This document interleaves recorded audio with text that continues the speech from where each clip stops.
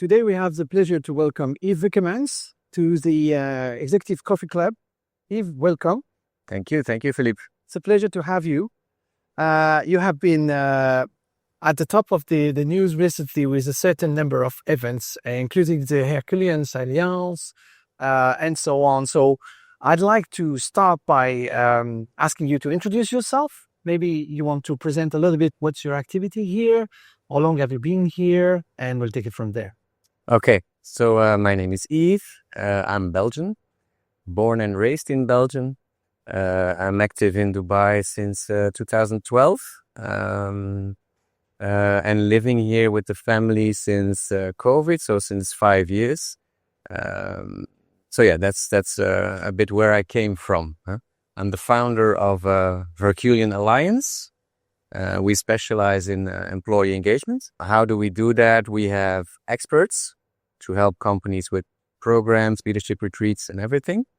We run the Hercules Trophy, which is the coolest inter-company team challenge on the planet. We run the Pink Ladies Games for active women who care.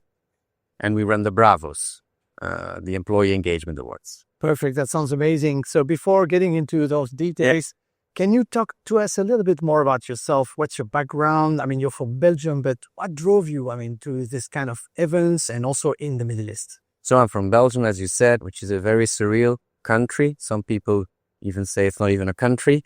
It was created maybe after World War. The nice thing about Belgians is that we can work with everyone, with the British, with the Dutch, with the Germans, with the French. We're very humble people, and we're also known for our cycling, les Flandriens. We are fighters with a very small ego. So I think that is something that's really formed me. I'm from very humble beginnings. My parents are both teachers, amazing teachers, by the way. And their parents were entrepreneurs, probably. So I have both of the genes. I'm very entrepreneurial, but I also have that teaching thing in me. I'm raised very traditionally. Mom was a Catholic, father was not. So very, very interesting combination to see both. I'm an only child also. So I was raised a lot with a lot of adults around me. So it really defines me a little bit, always on my own. So not very, I only developed my social skills when I was like 14 years old, and before I was more of a loner. So that's a bit. See, and you have a formation academically in very strong in academics, in mathematics, in IT, and you have an MBA as well. Yes, correct. And today you're really focusing on talent leadership and personal and professional development, corporate integration, and everything. So how did you move from that kind of background, which is very kind of technical, IT and mathematics, into that part? It's a long story, but math. Because I did pure math, because technology didn't exist when I started. So I started my university master's degree in math in the 1990, in fact. And it was the first year that the first personal computer came out, the 265 or the 365 Intel, I don't remember, in fact.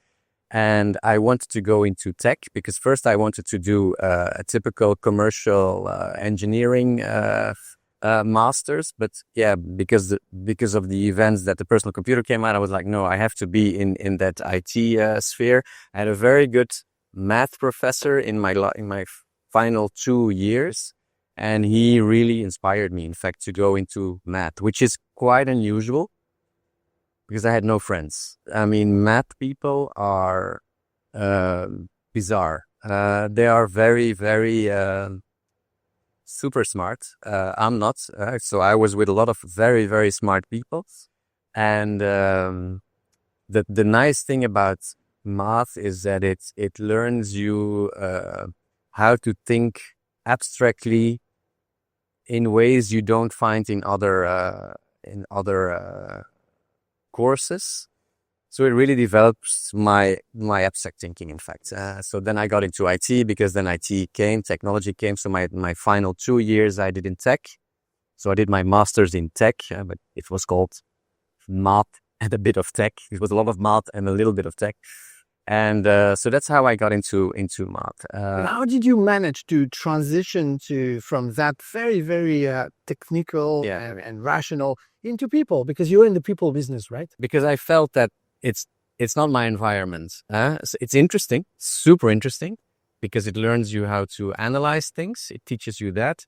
But I always felt from when I was very young that I like to lead, not for my ego, but I like to bring people together. I like to entertain them. I'm probably quite good at it. This is how I rolled into, no, I need to be with people and lead them. How it happened, in fact, is at a very young age, I became the president of the local squash club. That's where I saw, oh, I like it. Leading a club, creating community, using content, very diverse people in a club playing squash. So I think that's where I got the. That sounds foundational, yeah. But at the same time, you were, I mean, one of the youngest CIOs, right? In Belgium, and you won the CIO award in Belgium. You won one of the youngest, right? Yeah, I still am. Still proud to be the youngest. I think I don't follow it that much anymore. No, that was a bit later in my career. So I started in insurance as an IT architect, teaching very old insurance developers, IT people in COBOL, to transition to object orientation and architecture, which was also super, super nice. Very, very wise people that I had to transform. So I think that's where I learned, how do you transform minds? Then I got into Powell's Transformers, which was a global function. I was very young, and the owner family, it's a family business, global family business. It's still there. Second generation when I entered, and the father, who now is not there anymore, said, you're young, you know something about computers. Yeah. We don't know a thing about computers. We're talking 95 or 96. Can you be the global boss of IT? I was 25, 26. Yeah, sure. And so I had I was blessed as on a very young age, surrounded by very, very mature leadership in manufacturing. You can imagine industry is very different, and I was blessed to implement from the first cables in the factory all the way to implementing SAP around the world. So I was fortunate to do that, and that's where I won the CIO of the Year award. And again, that's a great story through innovation, because I worked with all these very smart engineers who were developing massive electrical transformers that you also see here a lot in Dubai, like the big power transformers, and they need to be optimized. It's very mathematical. And they did it with Excel in those days and very simple programs. And so they said, okay, we want to redo that algorithm.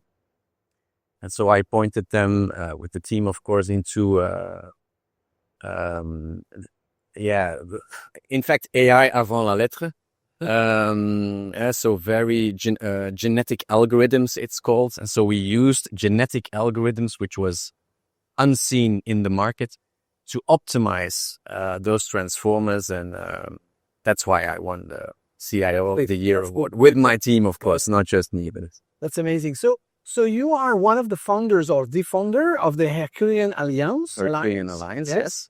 And you founded that in Belgium. Yes. And rolled it out for so many years over there, and then kind of imported it here in Dubai. Correct. Can you explain us a little bit what it is? Yes. So I co-founded it with my wife, which is also an interesting angle.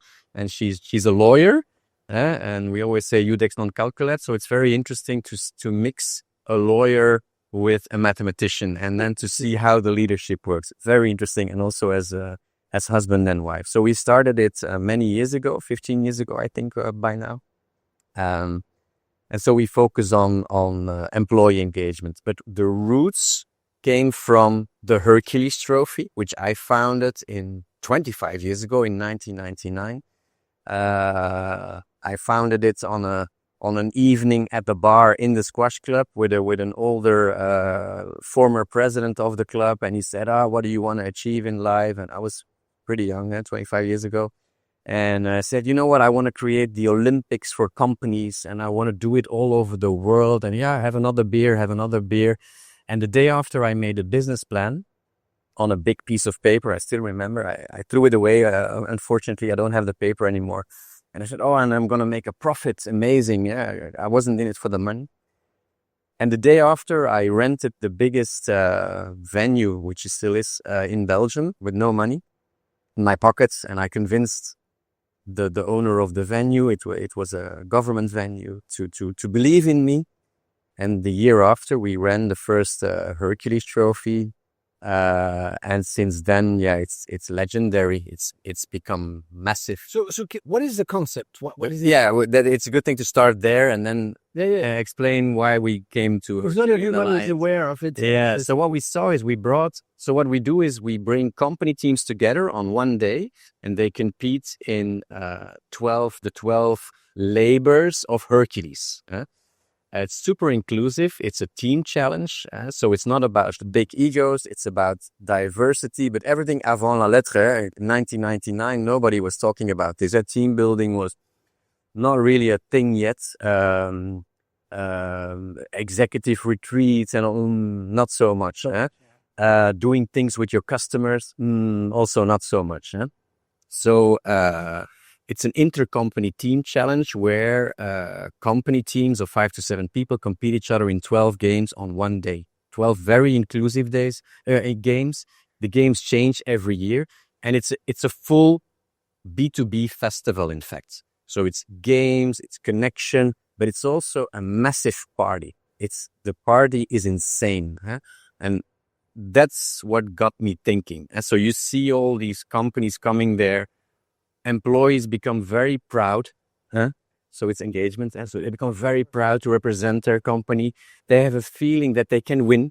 So it's not about being super male testosterone athletic. No. It's about having a good team to win it. There's a lot of luck involved and a lot of obstacles that you have to conquer. Of course, not an obstacle race, but there's a lot of challenges that you have to conquer.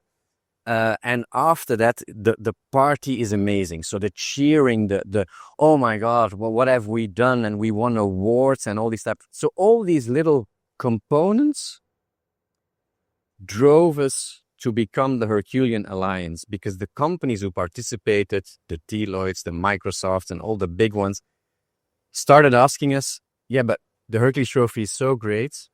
Can you also run this Hercules Trophy thing also just for us? Can you create the ING Trophy, or here the Daman Trophy, or the Jaguar Land Trophy for games or whatever? So we said, why not? So we started white labeling it. And then they started asking, but can you also do it? Because the feeling is amazing that you create. It's people really come back after that day transformed. That we have so many stories all over the world by now. What is this thing? Nobody really gets it. But once you're there, you're like, where was I all these years? And it's the same thing, the same feeling like with festivals. If you haven't visited a festival, you don't know why are people so crazy about that festival. So then it evolved to, okay, let's also do it on the work floor. Let's create programs where we use pieces of the Hercules Trophy, because it's not a coincidence that it's a success, and put it on the work floor. And so then we said, okay, it's becoming very unclear to people what we do. It's not just Hercules Trophy, because it's not just fun and games and party and drinking and those type of things. No, it's serious. It's serious business. Fun is a serious business. What would be the benefits for a team or for a company, to engage with what you said here? Because we really believe, I used to work, my clique came, I used to work my wife, I met her there, by the way. we used to work for a company called Telindus in Belgium, which was known for their unique culture. And it's true. Once you have worked in a company where culture is a differentiator, you know. If you've never worked if you're not convinced, it means that you've never worked in a company yet where you felt it. So I really experienced a company with a very unique culture, which was a key differentiator, in fact, towards customers, towards employees. So I felt it. So that's when I started believing like, okay, it's not just about when I did my MBA, it was, okay, raise the revenue, lower the costs, basically. And then you have more profits. And then it changed to, but the world is becoming more and more complex. It's a lot more than that. And I really believe if you can build a culture where people are highly engaged, it has a huge effect on your performance, on your innovation, and on your customer happiness. Do you help companies to monitor and maybe the engagement ratios and something like that? Yes. But yes, we can. We have surveys and questionnaires and everything. But what you do see now is that there are so many platforms. The data is there. So we typically position ourselves more as a wingman for large companies who have the data. They know how engaged people are, etc. We're like, okay, now let's take it from there. Yes. Yes. Yeah. Talking about data. So how many participants did you work with? I mean, did you invite to the games in Belgium before going back to Dubai? We'll talk about it. But what is the size of the business? Yeah, Belgium is this massive, but it started from nothing. It's now 5,000 people per year participating in 3 days. So it's a full-fledged festival, like a music festival, but it's the B2B festival. So you have a team there managing that. Yeah, and now with AI, I must say, so what I did is from day one, I developed a full platform under it. It's called Tornea. And in fact, we run such a scale because of technology. Because I'm a technology guy, I was lucky that I could combine in 1999. Okay, let's create a website with bookings. Now everybody has it, but talking 25 years ago, with bookings, with online teams, people can challenge each other online. So I've built this online platform underneath because I'm lazy. I don't like administration. And so we pushed all the administration, in fact, to the teams. They create their own team identity, their online profiles, their company profiles, etc. They order online, but it's like 20 years ago already. And that's the reason why we could scale. Now everybody's talking about SaaS and everything. Yes. I had that from day one. And that's the trick, in fact, how we can handle so many, such a volume. So I understand that you were quite well positioned in Belgium with your wife and this nice project. So how come you're in Dubai today? Yeah, good question. So we started, it's always listening to customers, always the same thing. So one of our customers asked us, hey, can you start the Hercules Trophy so there was one customer, it's called SAF Marine. And they asked me many years ago, after the second year, in fact, they said they were there with one team. They said, oh my God, this was amazing, the Hercules Trophy. Can you run our international, let's say, leadership conference next year around the Hercules Trophy? So let's have a separate day, the SAF Marine Trophy. It became epic. Everybody at SAF Marine in the world knows about the SAF Marine Trophy. So what we did is we rented all the hotels in that little town where we organized it, Mechelen. Well, little town, it's quite an important town. We took all the hotels. They flew from all over the world, people to Mechelen. So all these nationalities were there, and we ran the Hercules Trophy for SAF Marine. And so the SAF Marine Trophy. And that's where we saw, oh my God, this is not Belgian. Because Belgians are quite, we're not very extroverted. We're very, we start to party when there's beers. Okay. And we need a bit of beers and then we party. That's what the Belgians are known for. And we like to party, but we need needs to be a bit surreal. And then we like it. We don't take ourselves very seriously. And there I saw the party with those 40 nationalities, oh my God, it was insane. People from Brazil, from Australia, from South Africa, from all over the world came together, and there we realized, oh my God, sports actually unites people in a way that nothing else do, like Nelson Mandela said there. So there were people from all over the world. So the Spanish people said, hey, you should do this in Spain. Okay, great. Then we flew on a mission to South Africa. On the mission to South Africa, my wife said, what's next? No, I said to her, what's next? And she opened the book in the airplane and she said, that's next. It was Dubai. It was Dubai. And so we landed in South Africa, and the first person we saw there became, in fact, our partner for Hercules Trophy. Jerry, amazing guy. And after the meeting, he said, oh, so what's next? So our first meeting in South Africa, what's next? And my wife, who was a bit crazy, said, Dubai. And I looked at her like, what? We just discussed this like 8 hours ago. We on the plane. And Jerry said, Dubai. Oh, but I know Hazel Jackson from this group. Hazel became our partner. And this is how, in fact, I really believe that life is a lot about conversations. Listening to is what I'm doing too here. Listening to people and then saying, oh, act upon it. Because most people, and that's I think where I'm a little bit different, don't act on it. The opportunities pass by, they get messages from all sorts of people, but they don't dare to step. Or they step, but they don't follow through. Very impressive startup in Belgium and a lot of expectation from South Africa and from Dubai. Can you tell us a little bit about the beginnings in Dubai as well as the building of an ecosystem? Because it's not only the Herculean Alliance, it's more than that. Yes, absolutely. So when we arrived in Dubai, my wife and myself, we fell in love from the first minute, like so many people here. I'm not any different than all the people who love Dubai. Dubai is not for everyone, we always say. But the cool thing about Dubai is that the people who are here call it really their home, which is quite unusual. So again, we looked at Dubai like, oh my God, how is Sheikh Mohammed? Who is this guy?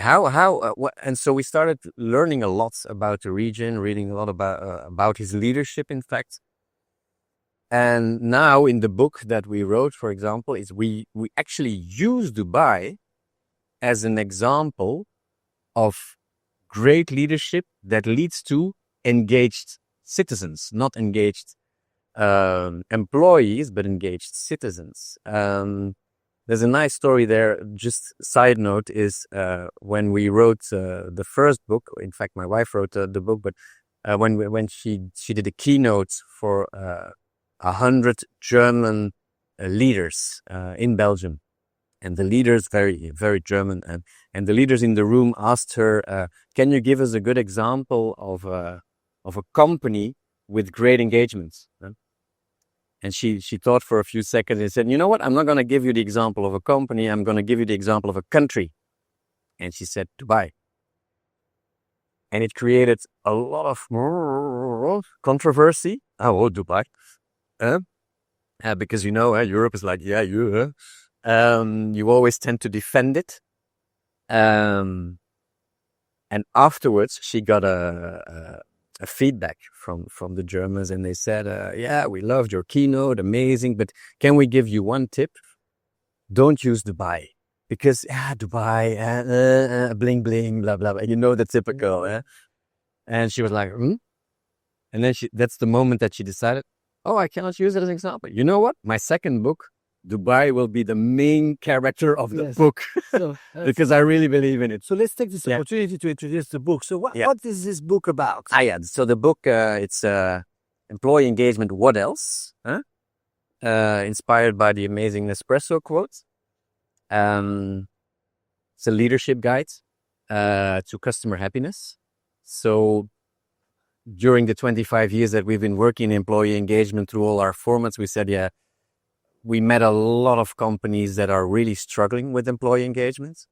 So I convinced my wife, in fact, to write a book because she's a really good writer and she wanted to write, and she also had that dream of becoming more and more academic once she got a little bit older and wiser. So I said, yeah, perfect opportunity, write a book. So she started writing it. And we used the book, in fact, to help companies ignite their journey, because what we saw through the years is that employee engagement is a craft. It is not, if I'm a mathematician, so if you can fix it with an algorithm, I would have fixed it. And I would have been a billionaire by now. Yes. It's not that easy. It's a craft. It's a lot about very different ingredients that you need to fix employee engagement. And every company is different. So that's why we wrote the book, The 12 Drivers of Engagement. But we invite leaders, in fact, to, of course, read it, because it has a lot of many, many different cases now from the UAE, yes, because the UAE is now the main character. Many different cases from the UAE. Give it to your leadership team, use it as an inspiration, and start programs, whatever that you need, because it's really different for every company, to improve employee engagement. Because what we do see is that 77% of employees are not engaged, which is horrible, and it's not improving. It's not improving, which is horrible. So how does it connect with the alliance? Yeah. Is there? So as the alliance, so once you have that wicked problem, which is employee engagement, a wicked problem is in fact a mathematical problem. It's a societal problem. You cannot fix it through an algorithm. You can only fix it through a community, or try to fix it through a community. So that's why we started the alliance. That's why we said we are building an ecosystem. We are bringing people together, very different people. We learn from each other. We connect, we share. And through our experience with the Hercules Trophy and the Pink Ladies Games, we have a little bit of experience in bringing people together around a certain topic, which in this case is not team building like Hercules Trophy, but in this case it's employee engagement. So that's why we started the Bravos, because you need a topic to bring people together. You cannot just say, let's start networking. No, it doesn't work. So that's why we created the Bravos, Employee Engagement Awards. We bring people together, all different coaches, experts like yourself, next gens, companies, sponsors, partners. We bring them together around the format. Every month, in fact, we meet here for Bravos Labs, where we experiment. So that's the culture that we're creating. We experiment, we connect, we learn. We don't pretend that we know everything, because that's the problem. If you think that you know everything about employee engagement, I don't believe you. Why haven't you fixed it then yet globally? So that's the style. We come together regularly. And that's important to create, to craft community. And we finish it with awards, because cheering each other to victory is crucial. So that's very interesting. So it's a community of professionals. Yes.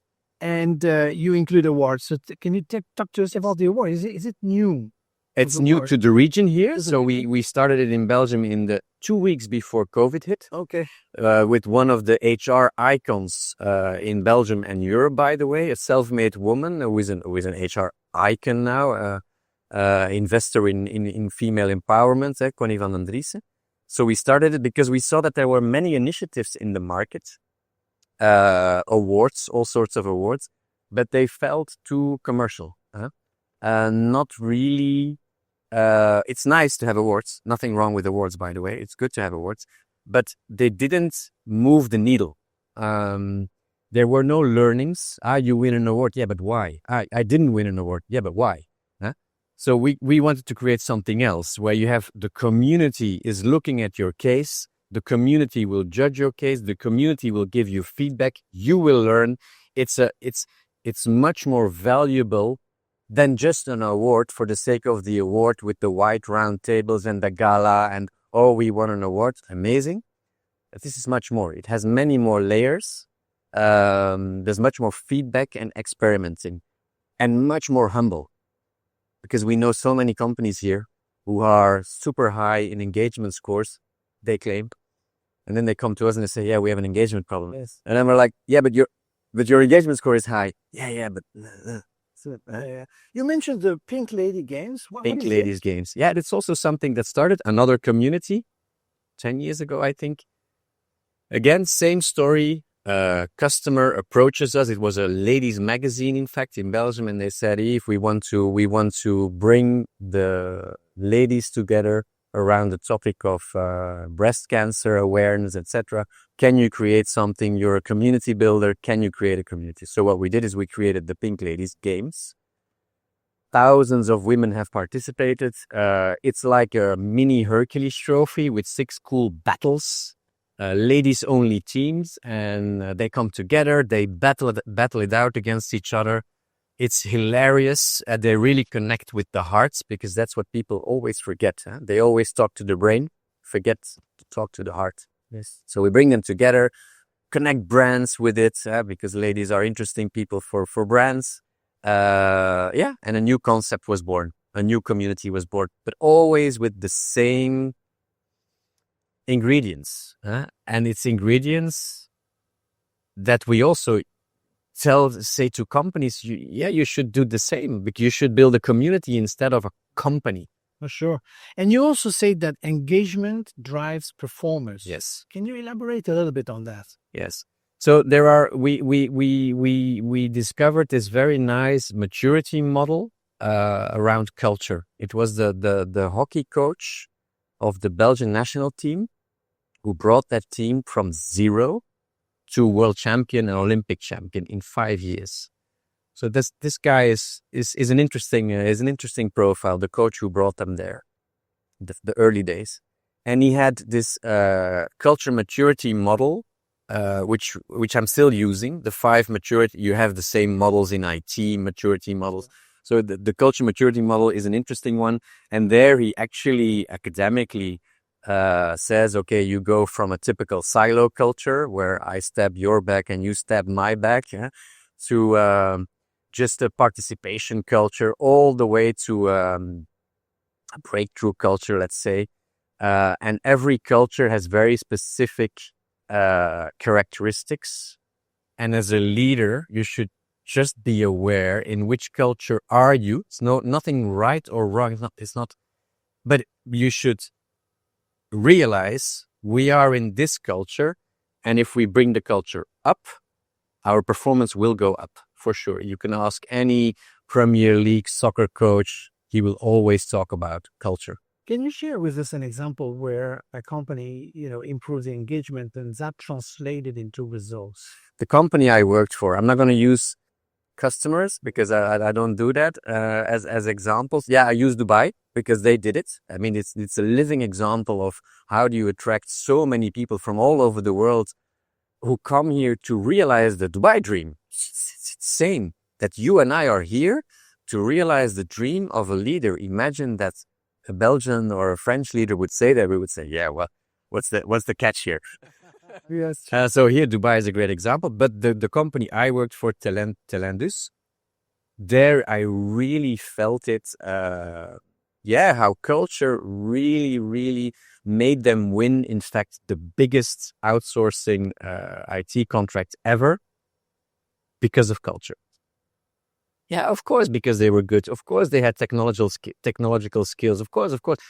But the culture is what did it. What advice would you give to managers and CEOs to boost the engagement of their teams? Yeah. So I firmly believe, I'm a big fan. I think if you look at the book, for me, for me and my wife, the main driver of engagement is leadership, as you say. So the managers, the leaders, if it doesn't start there, it will not. Yeah. Of course, you get the bottom-up push, but if the top doesn't get it, it won't happen. Huh? And what I see, I'm obsessed by leadership examples from all over the world. And my conclusion right now is leaders should evolve from chess players to gardeners of trust. So don't move the pawns. Think like a gardener who has a garden, with trees and grass and flowers, and let them grow. Don't tell the tree. It sounds stupid, but we are doing it. Don't ask a tree to grow faster, but we are, of course not. Yeah, but you're doing it with your people. Yeah.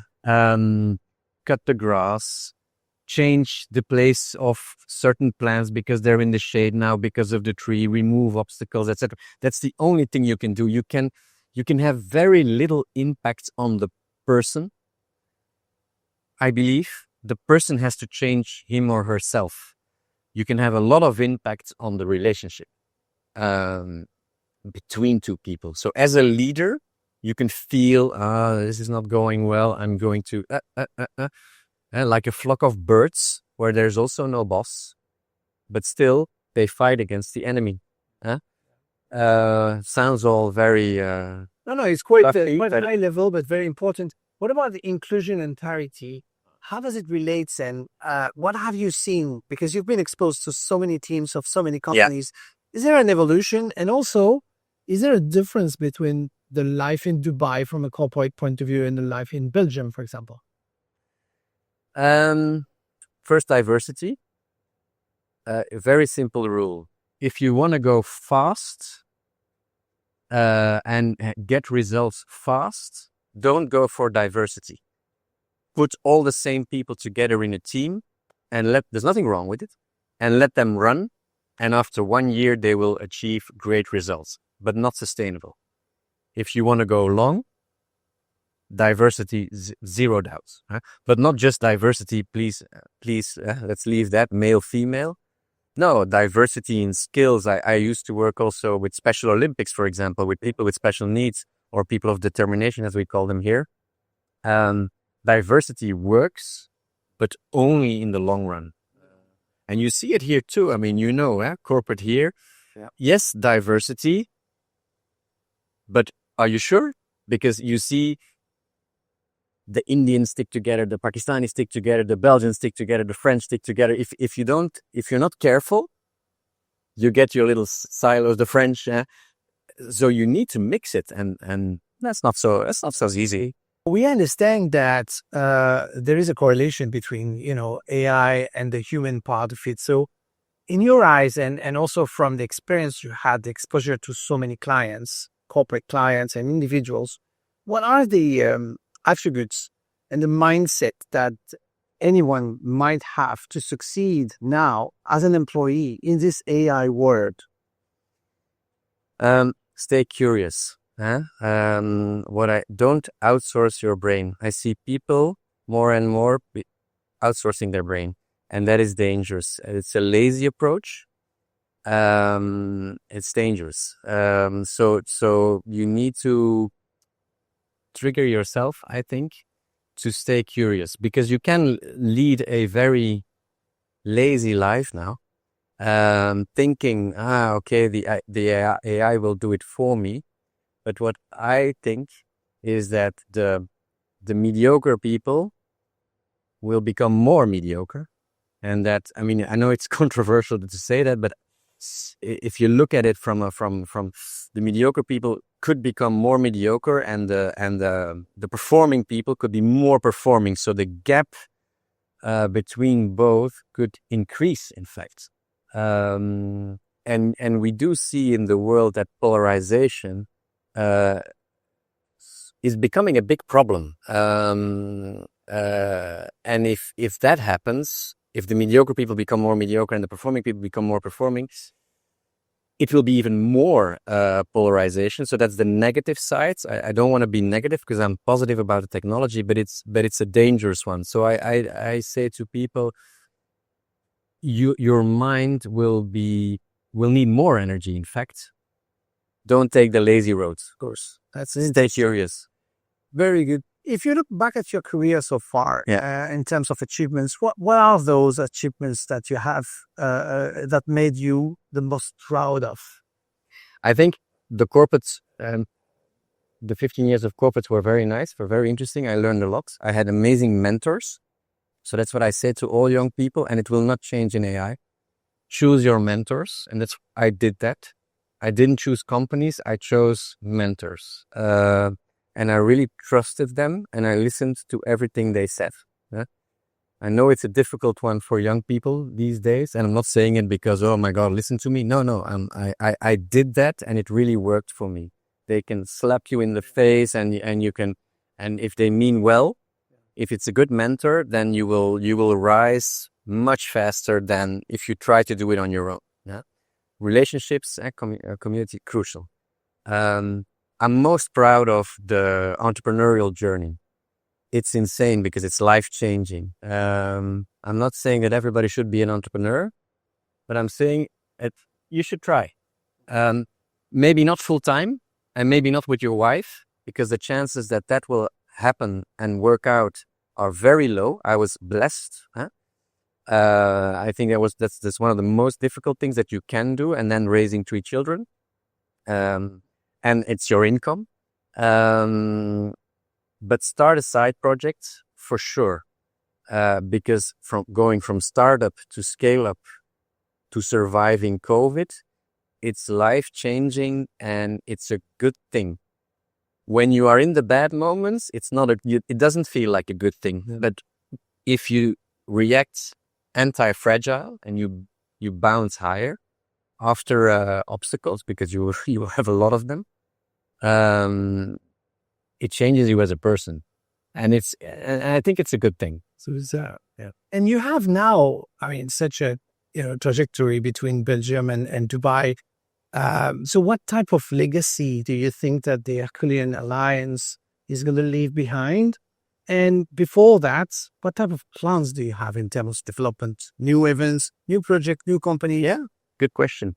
And the timing is quite perfect because a few months ago, we decided, in fact, that it's time to give, because it's a family business. Of course, we have a few investors, but it's mainly a family business.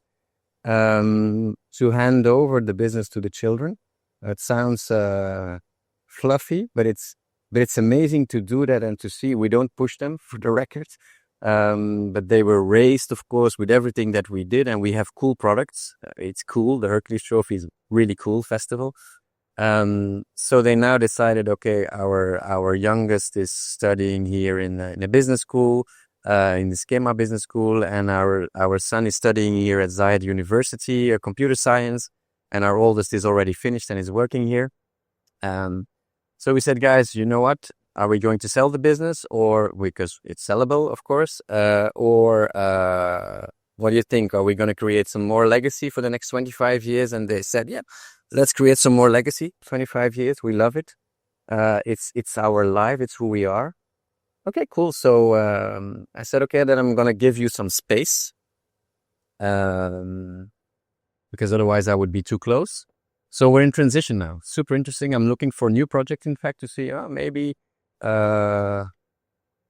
leave the business to the children. I will be, of course, I will remain, and my wife also, advisors forever, because our heart is there. But let's see how that goes. That's super interesting. So the future is in good hands. I hope. You hope. We'll see. We'll see. At very short term, for everyone watching, what would be the next deadlines? What would be the next events to come? Next events. So I can pitch. What can I pitch? Bravos Awards. So companies can register now for the first cohort in Dubai for the Bravos Awards. Hercules Trophy, 6th of February, the 7th Stadium. Amazing event. You can register now. And Pink Ladies Games, February 7th, also at the 7th Stadium. So the day after Hercules Trophy. Those are the 3 main deadlines that are coming. Perfect. Yves, it was a pleasure. Thank you very much for being here. Thank you so much, Philippe. Real pleasure. Thank you.